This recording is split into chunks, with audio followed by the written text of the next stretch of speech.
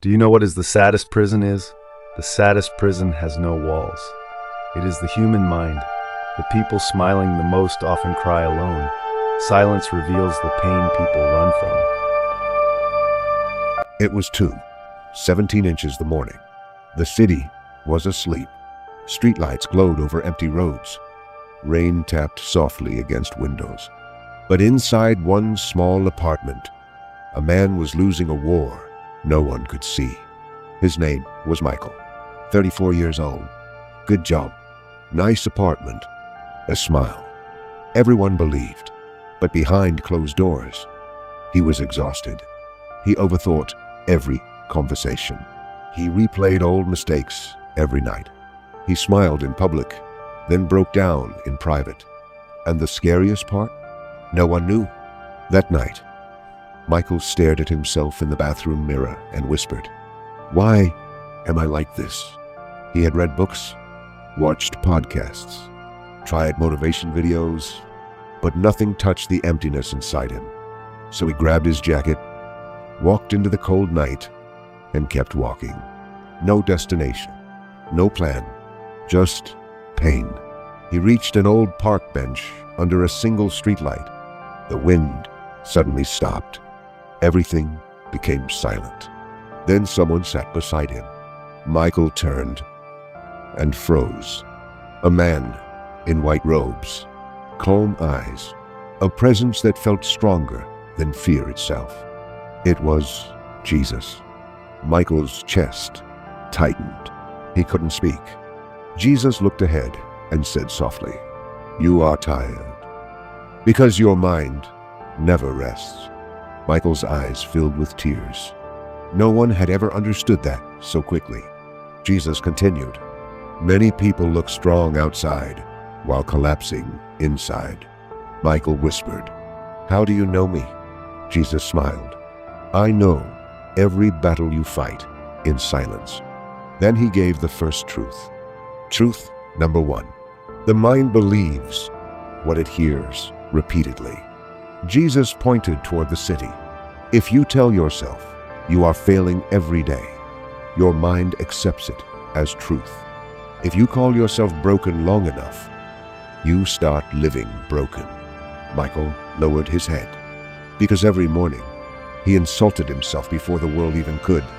Jesus said, "Be careful what voice becomes your daily companion." Truth number 2. They kept walking through the empty streets. Jesus then said, "Not every thought you think belongs to you." Michael looked confused. Jesus explained, "Some thoughts come from old wounds. Some come from fear. Some come from people who hurt you years ago." Then he stopped and looked directly at Michael. Just because a thought enters your mind does not mean it deserves a home. Michael felt chills run through his body. For years, he thought every negative thought was reality. Now he realized some thoughts were just echoes. Truth number 3. A siren sounded far away. Rain began falling again. Jesus said, "People often hurt others because they are hurting themselves." Michael thought about his father. Cold, critical, harsh. Jesus continued, "Pain that is not healed gets passed on." Michael's anger suddenly turned into understanding. Not excuse, but understanding. Some people didn't know how to love because no one loved them correctly. Truth number 4. Jesus stopped under another streetlight and said slowly, "Silence terrifies many people because silence reveals truth." Michael remembered why he always needed noise.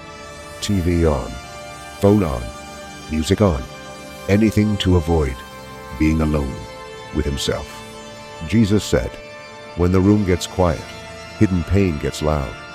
Michael began crying because it was true.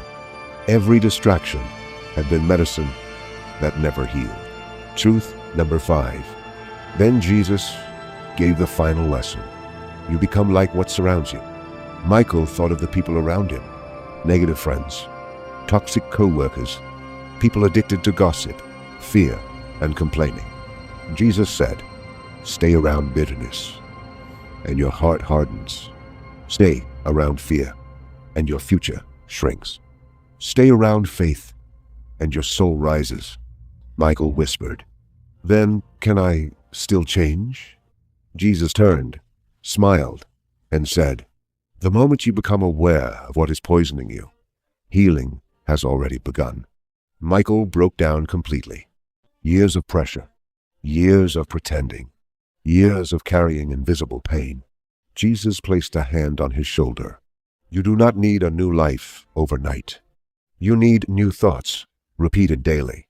Then the wind moved again. The light flickered, and Jesus began to fade into the rain. Before disappearing, he said one final sentence: "You were never meant to be a prisoner of your own mind." The next morning, Michael woke up in the same apartment, with the same bills, same problems, same city. But something was different. For the first time in years, he had peace. Because sometimes the greatest miracle is not changing your world. It is changing the thoughts controlling it.